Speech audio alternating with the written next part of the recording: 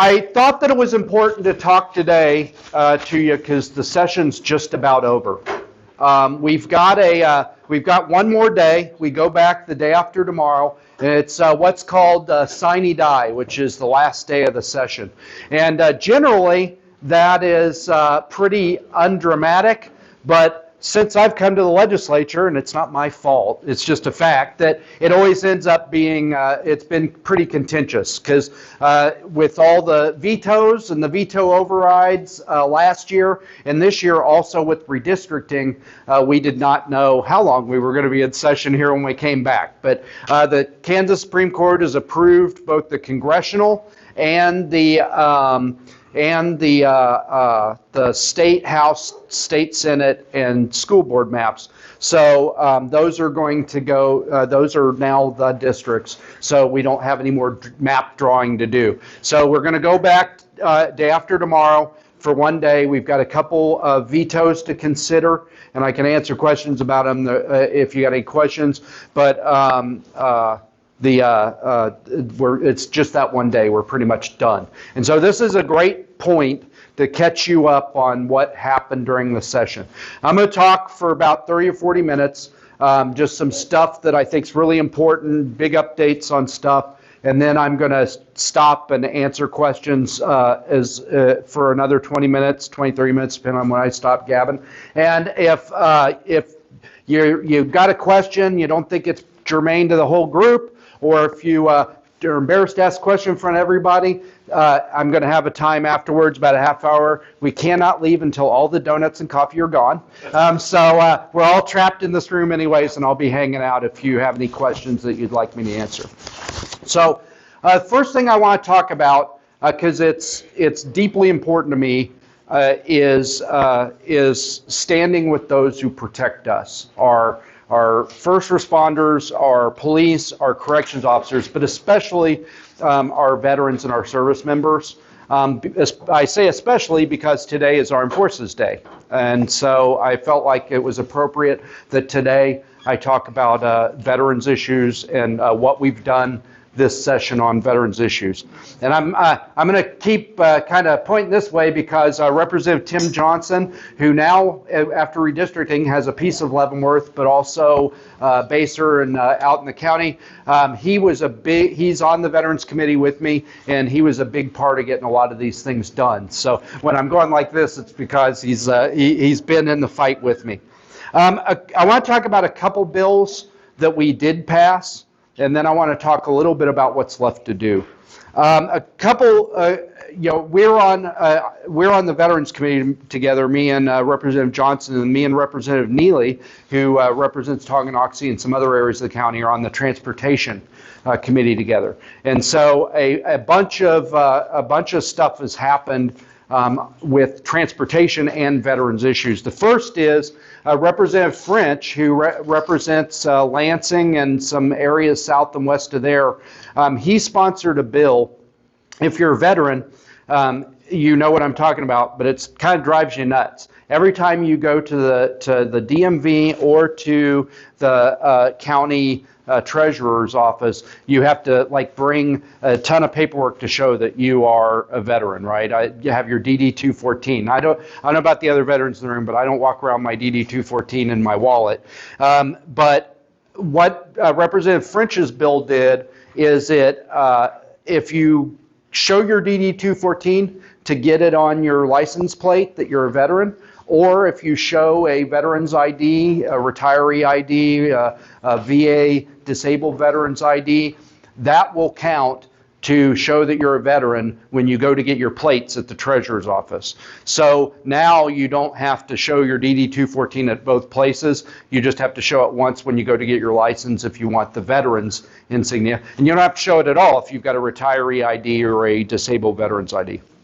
Another thing that came through this session, and I was not a co-sponsor of it, but I was on the Transportation Committee when it was coming through, and it had some problems when it first came through, so I got pretty involved with it. I also worked with the Military Officers Association of America, the state chapter, to make the bill right.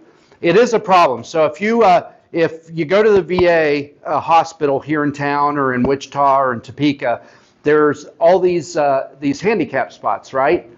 But anybody who's a disabled veteran, whether they're disabled because of mobility, they're disabled because of PTSD, they're disabled because they're missing an arm or a hand, or they're just their back's all screwed up like mine.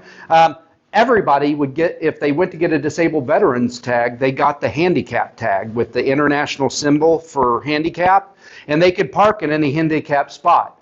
And that really was not the intent of a disabled veterans plate. The intent of a disabled veterans plate was, if you're, we want to recognize that you sacrificed your body, for our country. We want to recognize you with that disabled plate. But there are people who are so severely disabled by their service that they did need the handicap tag. And when the bill originally came through, it said, if you're not mobility handicapped, you can't have a disabled veterans tag. And of course, I do not support that. Because I think it is important for everybody to know that many veterans, sacrifice and suffer grievous injuries serving our country, both visible and invisible. But I also understand that that they don't need to be able to park in handicapped spots. And it's a problem if you're a handicapped veteran, a disabled veteran who actually has a mobility handicap that makes it difficult for you to get to the front door, and you have to park all the way in the back because all the disabled veterans parked in the handicapped spots. It is a problem. And so we wanted to help the issue without denigrating the service of our disabled veterans. We were able to hammer that out. And so now there are two disabled veterans tags. There's the one that you get just by showing that, showing that the VA has rated you 50% or more disabled. And then there are service-connected disabled, sorry, not 50%, any service-connected disabled, you can get the disabled veterans tag. And then there's the additional step that you have to have the doctor's explanation of your mobility challenge if you want that international symbol for handicapped on your tag so you can park in those spots. Another veterans bill that we got that's kind of transportation related is the Bronze Star and Silver Star bill, which Representative Johnson sponsored, and we all signed on as co-sponsors. If you drive around town, you see veterans from other states with like Texas tags. If they're a Bronze Star recipient, they have a special tag that has the actual Bronze Star medal on it. Silver Star medal. Well, in Kansas, you got this little sticker that looks like the ribbon that you just stick on your veterans plate. And we wanted to do something to recognize the additional sacrifice that's required and the valor that's required to earn that medal. And so now we have distinctive license plates for Bronze Star and Silver Star. But that's not all we've done for veterans. It wasn't all about license plates and such.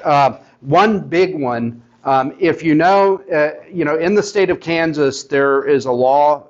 It's about homestead property tax. If you're a disabled veteran, you are eligible for exemption from property tax under certain conditions. But that bill was written a really long time ago.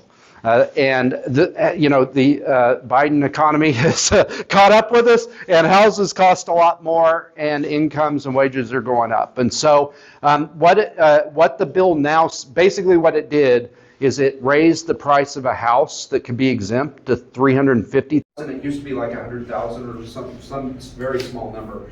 And then it also, the income is still, you have to make $50,000 or less to qualify, but now it's keyed to inflation because, inflation's going up 8.5% a year, that $50,000 will go up with it. So as prices rise, we don't have eligible veterans that fall out of eligibility for that property tax decrease.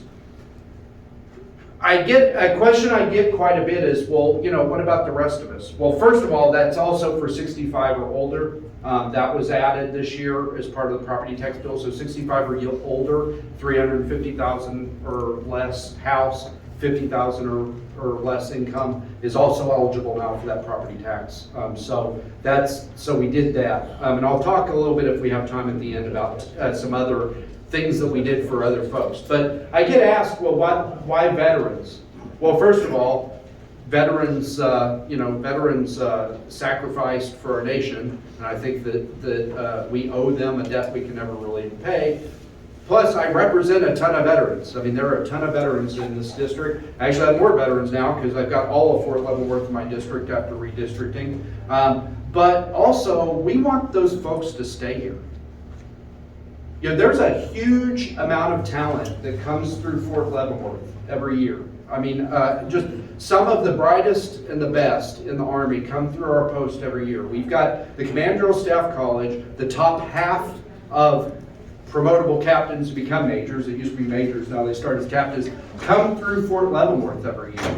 We want those folks to come back. While they're here, we want them to be a part of our community and be a part of our economy, but we want them to love Kansas so much that they come back and they stay here after they separate from the military, so that they can continue to grow their lives, grow their families here, but also grow our economy. Because they're highly skilled and highly educated on our dime as federal taxes. Let's get them back here and contributing to our economy full time. The other reason, really, I think that this is a key piece is, frankly, soldiers and veterans are pretty well insured. And we just lost our hospital. And so if we can get more well-insured people in our community, it raises the cost to income ratio for somebody to put a hospital back here. And so if we can get more well-insured people in our community, it's more likely that more of those medical services come back. So there's all these, I mean, I could talk all day about why we want these folks to stay in our community or come back to our community. So I really think that this is not just about those veterans. It is about those veterans, but it's also about our community and making our community stronger and better. I want to talk about one other thing for veterans that we got done and kind of give you an update on it. So when I was running to serve you as your state representative, I had heard for years and years and years, we're getting a veterans home in Northeast Kansas. We're getting a veterans home in Northeast Kansas. But it never seemed to get done. And so I promised, I didn't make many like stray-on campaign promises. I promised you if you sent me to Topeka, I was going to get that done for Leavenworth. And in my first term, we kind of had catastrophic success. I didn't realize it was going to happen so quick. But we were able to build a coalition of all the Leavenworth legislators in the House, and we were able to move that through the House and then move that through the Senate and get funding. And when we got it funded, it was for $30 million. $10.5 million of it was going to come from Kansas, and then there was a matching program with the U.S. Department of Veterans Affairs, where they would pay 65% of the cost, the rest of that cost. After we got the funding, the process started to apply for that grant. Well, while that was going on, the Biden economy happened, and $30 million doesn't get you as much as $30 million used to get you, right? And so in this supplemental, or in the budget this year, the Kansas Commission on Veterans Affairs came to the legislature and said, hey, we can't do 70 beds for $30 million anymore. We need a new cap. And so we were able to get the amount raised to $50 million, of which Kansas's piece is $17.5 million, so that they can deliver the veterans home that I promised when I was running to serve you. Now, next question, where is it going to be? Well, that's a really good question that I don't know the answer to. We were supposed to know in March. And then but when in the Veterans Committee, we had the director of the Commission on Veterans Affairs come testify before us. His name's Brigadier General Retired Turner. I served with him for years. He was an active artilleryman at the same time as me. I served with him in Hawaii, served with him later in my career. And he came and he testified to us. I asked him, how are we picking the site? And he said, well, there's a bureaucrat from this agency, and there's a bureaucrat from this agency, there's a bureaucrat from this agency inside the executive branch, and they're going to make the decision. And I'm like, whoa. You know, the VFW, the American Legion, have been campaigning for 10 years to get this veterans home. And at the goal line, after we've been fighting all this time and we finally got the veterans home, you're going to exclude them from the conversation of where it goes? I don't think that's right. And so I went to all of the other legislators that I could find in the building that day in the Veterans Committee, and they were all gracious enough to sign on to a letter asking the director of the Commission on Veterans Affairs to add veteran service organizations to that group that was deciding the location. They've done that, so now we've got a representative from the American Legion, a representative from the VFW. And I know there's a lot of other VSOs that we could have represented, but it was like the balance between how many people do you want in the room and when do you want the decision made. And we need to get a decision made before the end of the year, because we're gonna get a decision, a preliminary decision on the grant sometime this fall, and then they're gonna say, okay, where do you want it? And if we're still navel gazing and deliberating, it's going to possibly blow up the whole deal. So we need to get it done by the end of the fiscal year, because that's when federal government budgets money for the next year, which is October. So I don't know where it's going to be, but I think we got a really, really good shot. There are 6 locations that submitted proposals. There were some bureaucratic setbacks because frankly, the staff of the Commission on Veterans Affairs don't want it in Leavenworth, because they'll have to compete with the VA hospital for employees and have to pay more. Okay, this is where all the veterans are. So let's put the veterans home where all the veterans are. I've got a lot of, I've really been working this behind the scenes. I've got a lot of feelers in a lot of different areas of this decision process, and we have a very, very good argument for having it here. We've got a very, very good proposal. Paul Kramer and the City Commission, the new City Commission, have been very helpful in sending a proposal. We've gotten a lot of help from the community. We have a spot that has infrastructure, which none of the other proposals have. So really, I think we've got a good shot, and I'll keep you updated. And if it ain't the answer I want, I'm going to fight like that third monkey trying to get on the ark until we get it done, because I want to hear it. So what's next? Well, there's a lot of stuff that we didn't get done that I think we need to get done. And it's about, like I said, attracting active duty soldiers to come here and attracting active duty soldiers to stay here after they separate from the military and build their families and build their lives. The first one's property taxes. We got started, but there's a lot more we can do, right? If you look right across the river in Missouri, you look down in Texas, you look at a lot of places, veterans are exempted from property taxes or significantly exempted from property taxes. So we are competing at a disadvantage. When we tell soldiers that Kansas is a great place to come and build your life, and build your family, I believe that in every fiber of my being. I believe it's the best place on earth. That's why me and my beautiful wife decided to stay here. Of course, we decided long before we retired. But it's a tough sell to somebody who hasn't been here for a long time or who's never been here, when they're looking at the chart and they see that, well, in Texas, I don't have to pay property taxes. In this state, I don't have to pay property taxes. Now, we've got a lot of things going for us. There are a lot of jobs for separated and retired military here, but they're doing a calculation about the rest of their lives. You know, they're retired or separated from the Army, but they still got a long time before they really retire. And they're making calculations and determinations about what makes economic sense for their families. And so we need to sweeten the deal. And I think that doing more with our property taxes is a big piece of that. One bill that I filed this year that I'm very frustrated I was not able to get done this year was exempting active duty military pay. The reason that that's a big deal is, first of all, it doesn't cost Kansas hardly anything, because very few military members are Kansas residents. They're all residents of Texas or Alaska, where they don't have to pay income taxes. So it's not taking anything away from Kansas to exempt their income taxes, because they're not paying income taxes here. What it does do is cause them to become Kansas residents instead of becoming Texas residents or Alaska residents, or bringing those residencies here. And so the bill that I had exempted $30,000 of military, the first $30,000 of military pay for active Guard or reserves. And I acknowledge that the Guard and reserves, there is a cost to that, but it came out to about $4 million, and we've got a $3 billion quote-unquote windfall, our money that the state kept in overtaxing us. So I think we can afford $4 million for the huge economic benefit that we'll get on the back end of those folks coming back here to Kansas when they separate from the military, or staying in Kansas when they separate from the military.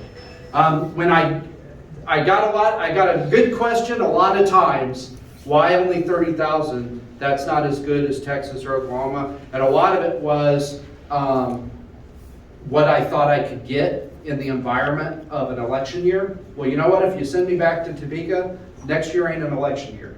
And so if I refile the bill, I'm going to try to exempt all the military pay and try to get that through the process. Because, again, active duty military is not paying income taxes here anyways. So it doesn't cost any more to go from 30,000 to the full pay. And again, if it gets them to come back here, it'll be worth it. So I'm gonna stop there on veterans issues. If you want me to talk about something else during questions and answers, yes, sir. I just don't know if anybody saw it in the newspaper. I'd like to personally thank Colonel Proctor. About 3 weeks ago, I brought in a group of former Vietnam vets. They were having their 52nd anniversary from service in Vietnam. They were a heck of a group. They're called the Roadrunners. And wasn't with them over there, but I worked with the group. And I'm gonna tell you, he brought them up here to Leavenworth and treated them like kings. Both at his restaurant, over at the fort, took them down to Military Appreciation Day at Gardner and helped present an award. And then on the following Monday, one of the nicest ceremonies I've ever seen in my life. We honored all of the squad. All I can tell you is we welcomed home some boys, and he did that at his own, just because that's the kind of guy he is. I thank you for bringing them here. I love showing them. That is a really special. So thank you. I'm gonna again, if we want to talk about more veterans issues, please the question and answers are afterwards while we're eating all those donuts, so we can go home. The other thing I'd like to talk about is education. Because today is graduation day for Leavenworth High School, and I figured this was a great time. First of all, for the video, congratulations to all the Leavenworth High School graduates and the Pleasant Ridge High School and Lansing High School graduates. Good luck in the next chapter of your lives. I want to talk a little bit about the legislation that came through and the legislation that's left to do. So the first thing is we passed an education budget. Education is fully funded.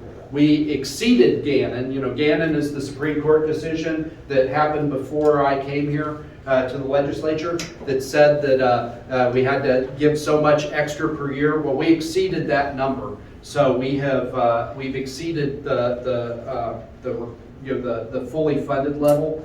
I know that there's some stuff going around on Facebook about special education spending. I'd say a couple things about that. First, I would say that they moved the goalposts on us.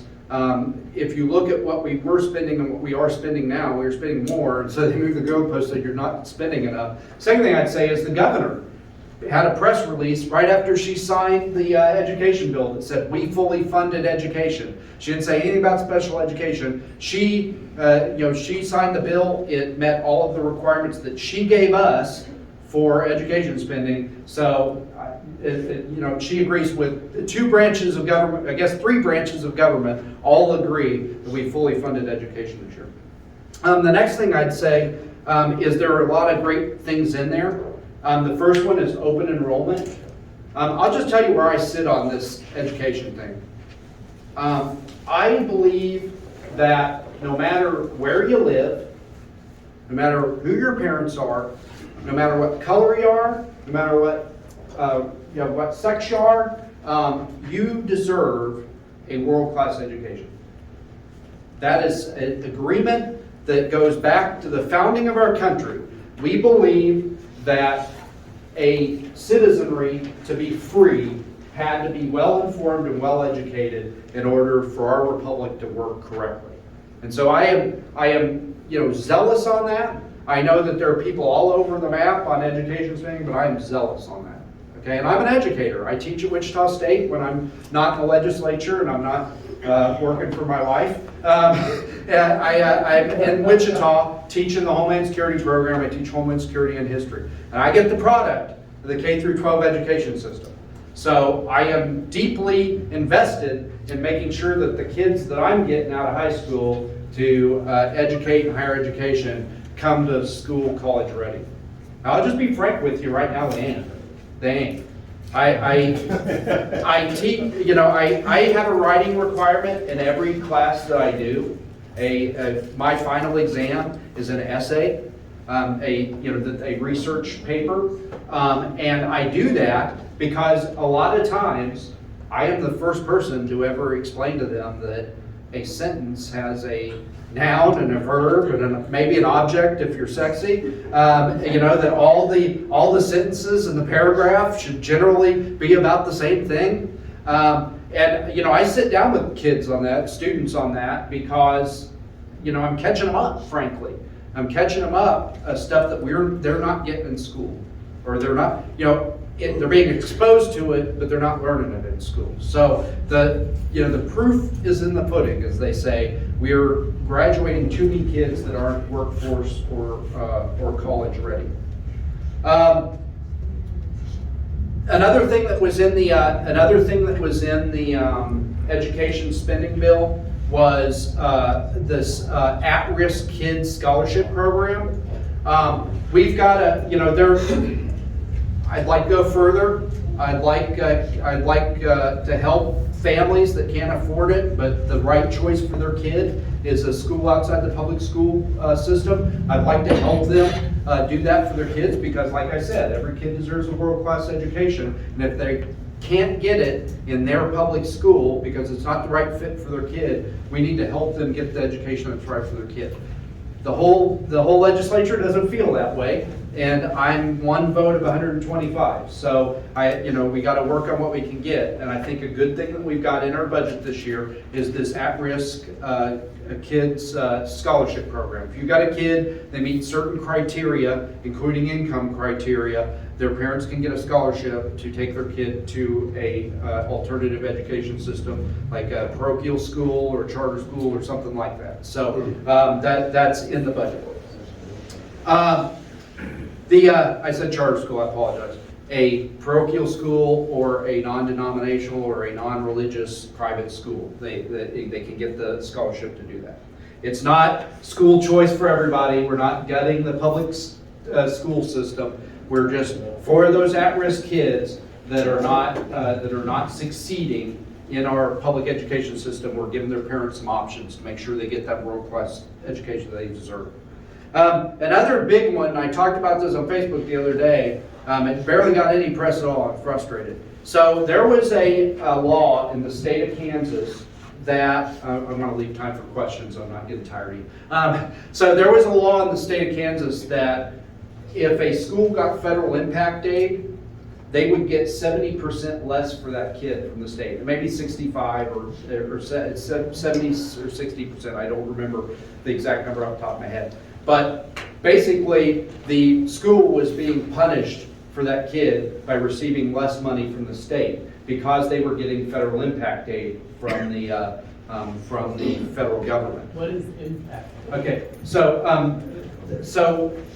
because that kid lives on post and they're not paying property taxes from their house, the community, the school district, is not getting property taxes for that kid. So the federal government sends money to the school district for that kid to account for the fact that they're not paying property taxes. And frankly, even if their family lives off post, the school still gets the impact aid, even if they're living in a house and paying property taxes. And it's a lot of other things, it's basically just compensation for the school district for the fact that they got this kid from outside of the community who's in their school because their parents are serving with the military.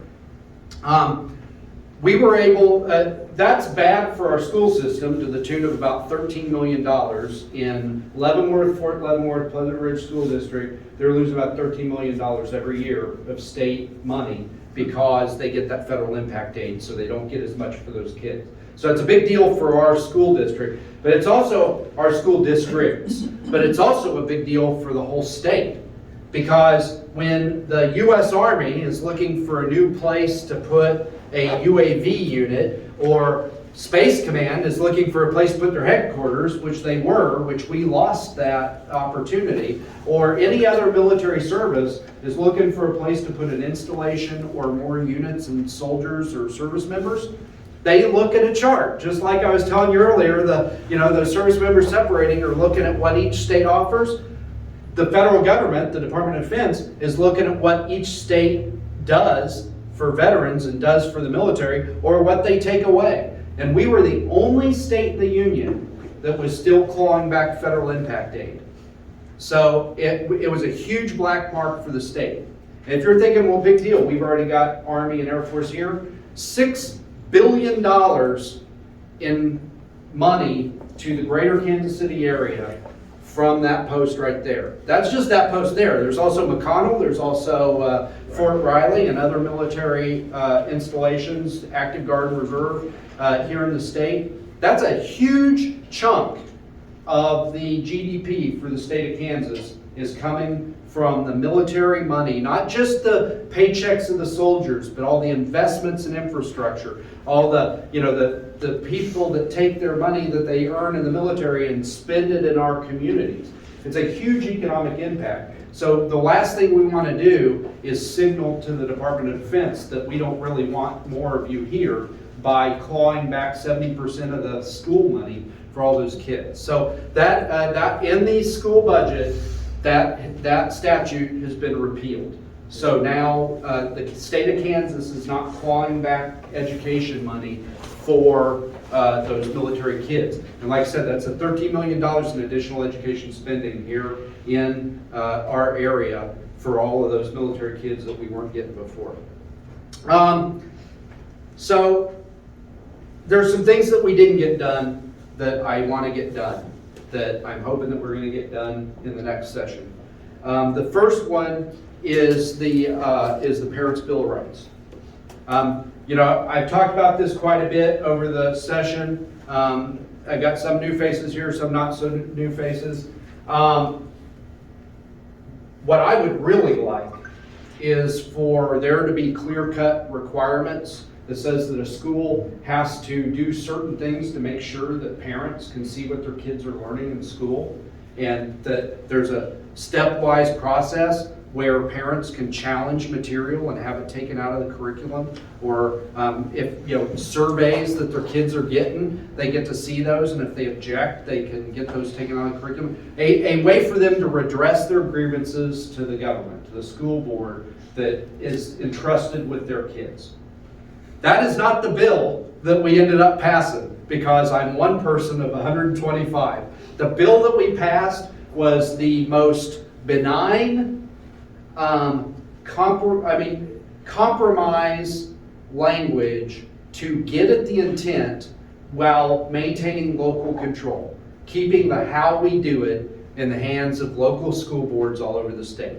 It's just a statement of 12 principles that parents have a right to know what their kids are learning in school. Parents have a right to object to material that their kids are being exposed to. Parents have a right to prevent schools from doing medical treatments on their kids without their knowledge. I don't know if you watch TV, there are school districts in other states talking about some pretty crazy stuff. So that's all the bill does. 12 simple principles. The governor vetoed it. And I do not think that we're going to have the votes to we tried to override it once, so I know we don't have the votes to override it. I don't think we're going to reattack it again, because we're not going to be able to get it done this year. I can talk at length afterwards or in questions about why we can't get 84 votes to override a veto in the House, but it's just not going to happen with the current legislature that we have. But that doesn't mean that we can't still get it done. Last municipal election, I'm also the vice chair of the Republican Party. Last municipal election, the Republican Party ran 10 candidates, and then at the last minute, 2 weeks before the election, we also ran a write-in candidate. 8 of those candidates won, and the write-in candidate who campaigned for 2 or 3 weeks beat the incumbent. And they were campaigning on this. what we're talking about, putting parents back in charge of their kids' education. That's what they were campaigning on. That's already paying off in Lansing. We had a good conservative on there. We got 3 more conservatives on there. They have raised the proposal in the school board of a Parents' Bill of Rights in their school, which is almost exactly what we were not able to get passed in the legislature. There's no reason the local school board can't say, hey, we believe our parents have the right to know what their kids are learning. You know, those same 12 principles. That's what they're trying to pass. And it'll be coming up for a vote. But we don't have the votes for that in the Leavenworth School Board. We've got one of our great school board members here today, but we were only able to flip 2 seats in the school board. Vanessa Reed, Alyssa Murphy. And if we're going to get enough votes in the school board to do this locally, rather than do this locally, we're going to have to get back out there and campaign next year to get more conservative school board members elected. And so, now that with redistricting, Pleasant Ridge schools are in my district. I just sat down with the superintendent the other day, and he had a very good conversation. I'm still getting to know the folks out there. If you haven't seen me yet, I'll be on your doorstep before you know it. Listening to your concerns, but I think that this is something that we can do locally, because I've been out knocking doors for my first election, the municipal election, and now for my re-election. This is where Leavenworth parents are. This is where Leavenworth parents are. They want to be in charge of their kids' education. They want to know what's going on in the schools. I've sat down with 4 of the 7 school board members in the Leavenworth School District, and in principle, we all want the same thing. Those 4, not all 7 of them. Those 4. In principle, we all want the same things, but right now, I feel like the power is not with parents, and it's not really with those 4 school board members. The power right now is with the administration. And with, a lot of the politics that are going on in school. And I understand they've got a very tough job. They've got a very tough job. They've got to keep enough teachers in school every day to educate our kids. And that, we have small businesses. I know how hard it is to keep people on the job right now. We're competing with the government for employees at our restaurant. So I understand how difficult a job they have, but at the end of the day, these are basic principles that I really feel like our education system was founded on. And so if you send me back, I'm going to continue to work on that. The other thing that did not pass is fairness in women's sports. It's a bill that says that a biological man can't compete in school sports with women and girls. And I know there's a wide variety of opinions on this, but I feel like science is science. A person who grew up as a biological male has physical capabilities, even if they undergo hormone therapy later, that a biological female who grew up as a biological female does not have. It's confounding to me that the same party that for 2 years told us to follow the science on COVID is blind to the science of physics and biology. I do not understand it. And this one only failed by a couple votes for the veto override. And so I think that next year, God willing, we have a Republican governor, Derek Schmidt, and we can get this through. What's next? What do I want to get done if we have if I have more time? Honestly, we got to get back at those things. We got to get back at Parents' Bill of Rights. We got to take another shot at fairness in women's sports. And like I said, if Derek Schmidt is our governor, it'll be easier to get those things passed. And second, if you send me back there, I'm going to continue to fully fund education, but the money is not going into the classroom. There's a principle, not a principle of a school, principle, an idea that 60% of the education spending should be going into the classroom. But when you break down the whole school budget across the whole state and in each school district, that's not where the money's going. You know, administrator pay goes up, the money that we spend on buildings and facilities goes up, and in real dollars, teachers' pay has gone down 7%. 7% over the last decade. When you factor, even before 8.5% inflation here, we're talking before the Biden years here, teacher pay is going down. Education spending is going up many times the rate of inflation, at least before this year. Who knows how high inflation's going this year, but for many years, for decades, the education spending's gone up many times the rate of inflation, but teacher pay has gone down. And so I am all about local control. I just explained to you how I've been fighting in municipal campaigns to get the right people on school boards to exert local control to put parents back in control of their education. But there needs to be some accountability for how the state money is spent. Because while the spending's going up, teacher pay's going down, performance is remaining flat. You look at test scores, you look at college entry, you look at job and college ready coming out of school, it's been flat. So throwing money at it has not solved the problem. We need to figure out how to make schools accountable for how they're spending the money. And that's what I ran on 2 years ago. If you send me back, that's what I'm going to be fighting for if you send me back to Topeka.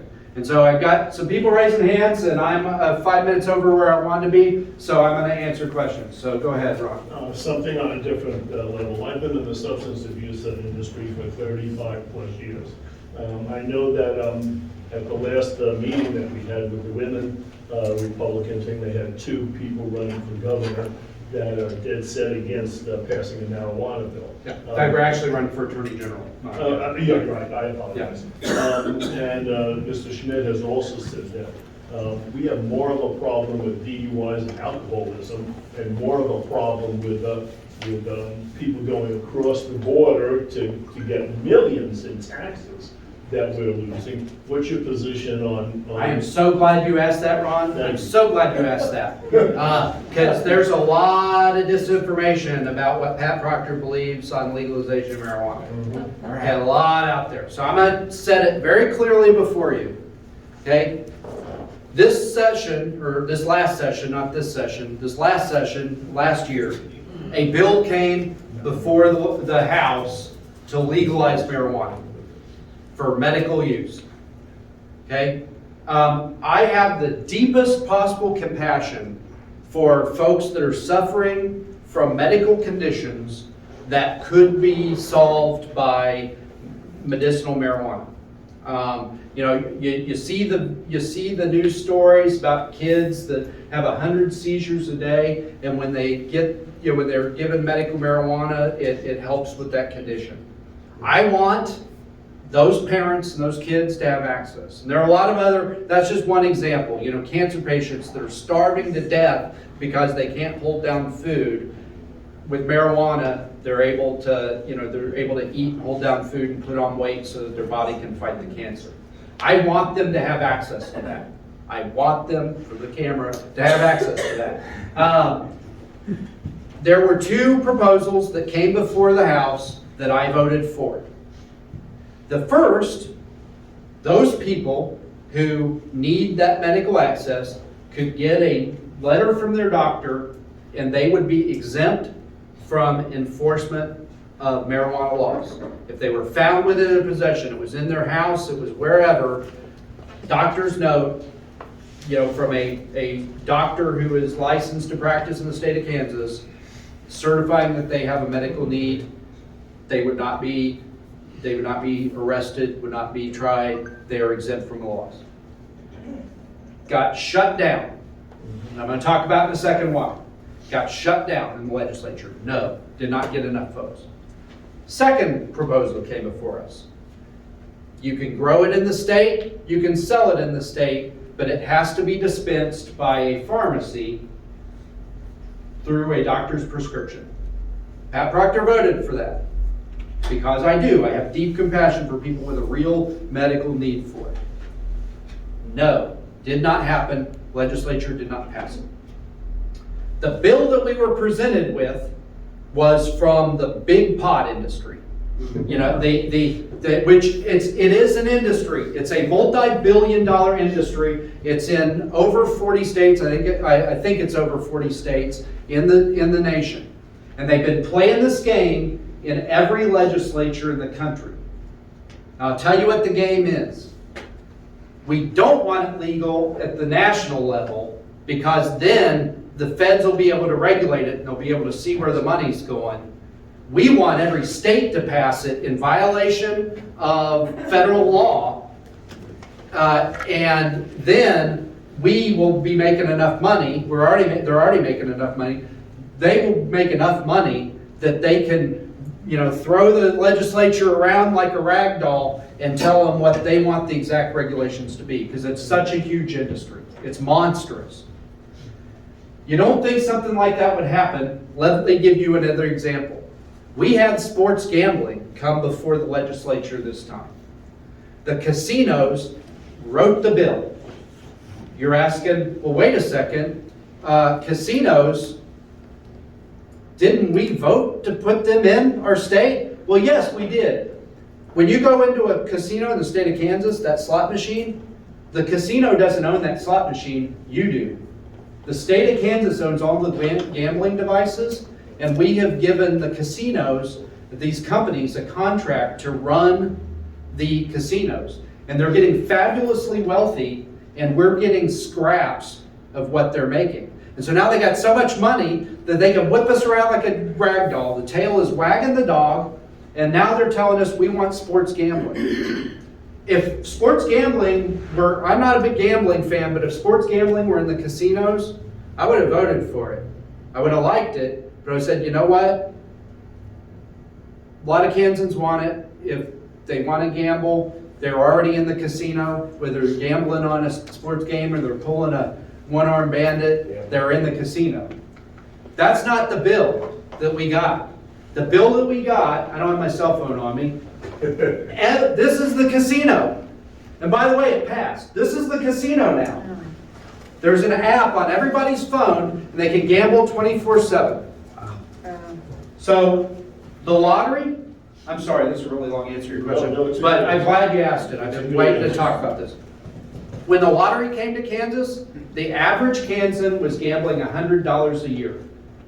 I don't know about you, but I didn't buy $100 worth of lottery tickets in Kansas.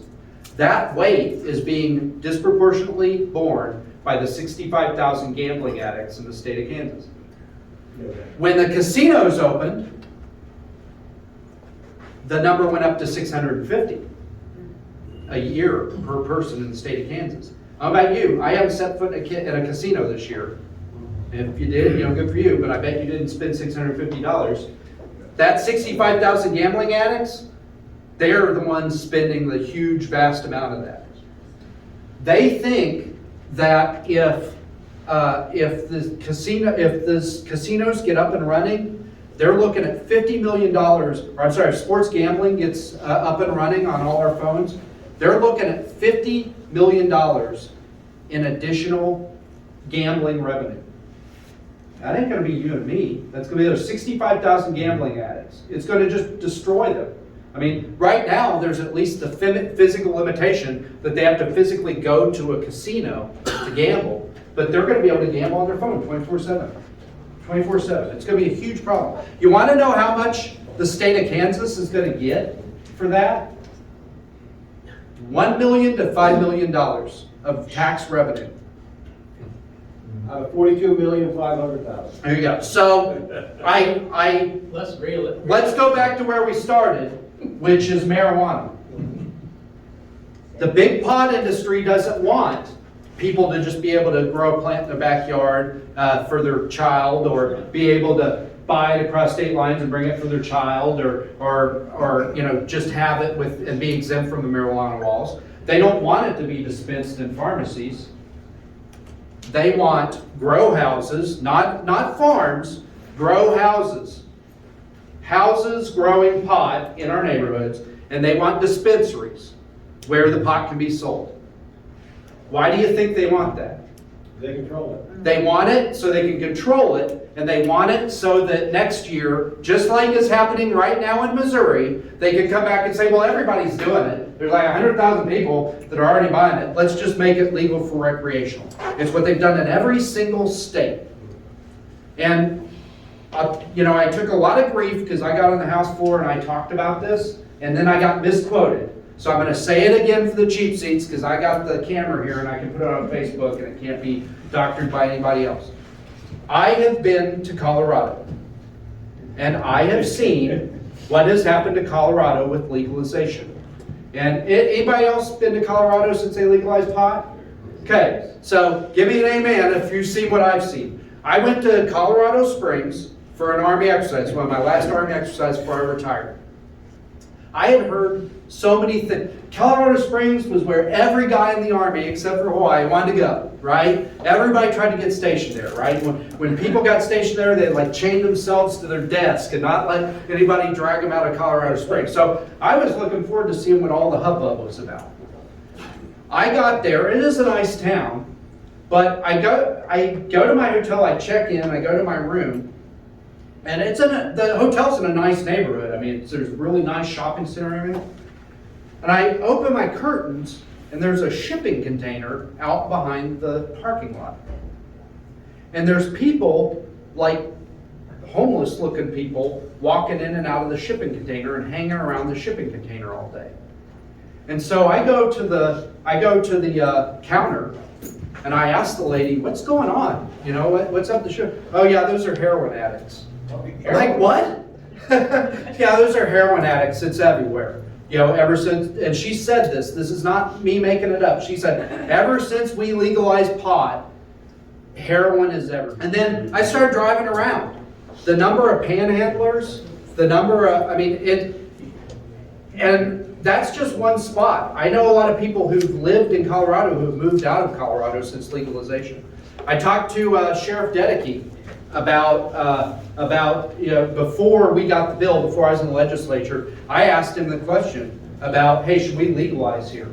And he talked about how they went to Pueblo, Colorado for a kind of sheriff's thing to talk about the challenges with legalizing marijuana.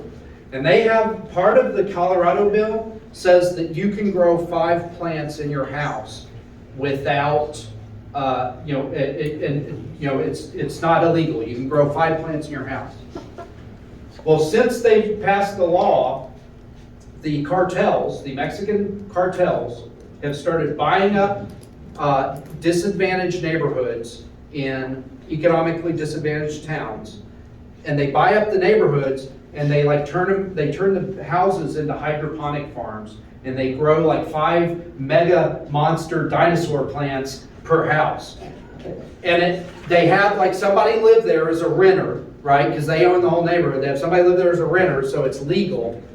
And it totally decimates the neighborhood. It destroys the houses because you've got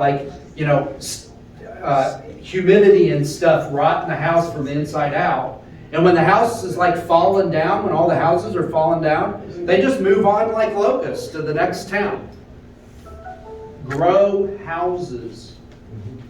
Exactly the same bill that we were looking at passing in Kansas. Grow houses in our neighborhood. I live in North Leavenworth, a few blocks from the front gate, and I've seen pictures of Pueblo. It looks a lot like North Leavenworth. It really does. The neighborhoods, you've got a lot of folks that are, unemployed or underemployed. What one of our former city commissioners used to call, which I hate, a blighted neighborhood. A lot of blighted neighborhoods in Colorado and Pueblo. This will be like dropping a bomb on Leavenworth. I mean, I know that, I know that legislators fall on all sides of this issue. This is not a value judgment about anybody else's vote. I was not elected to represent every person in the state of Kansas.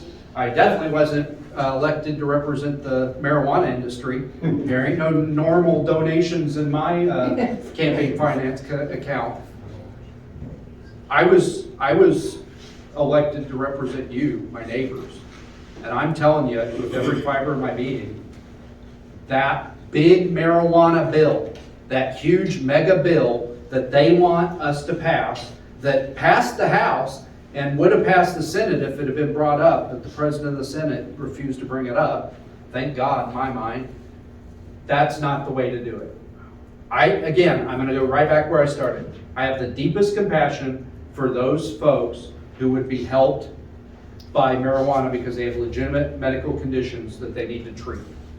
And there's two bills, they're still out there, we'll bring them back up next year that would address that problem without bringing this Trojan horse into Kansas to build the infrastructure for recreational marijuana.